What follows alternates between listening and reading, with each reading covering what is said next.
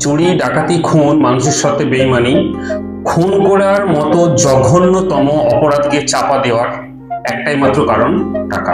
জঘন্য থেকে জঘন্যতম কাজ করে চলেছে, অপরাধগুলো কাজ করে বেড়াচ্ছে শুধুমাত্র এই টাকার জন্য। ব্যাংক ব্যালেন্স ভর্তি করছে, সম্পত্তির উপর সম্পত্তি করছে, আলমারি ভর্তি করছে প্রচুর টাকায়, ধন সম্পত্তি জোগাড় করছে, মূল্যবান গ্রহরত্ন কিনছে, সোনাদানা কিনে ভর্তি করছে। কিন্তু একবার ভেবে দেখেছে কি মৃত্যুর পরে কি হবে? এর একটি কোণাও নিয়ে যেতে পারবে না, কোমরের ঘুমসিটা পর্যন্ত নিয়ে যেতে পারবে না। সেটাও মৃত্যুর আগে, পৃথিবী ছাড়ার আগে রেখে যেতে হবে পৃথিবীতে।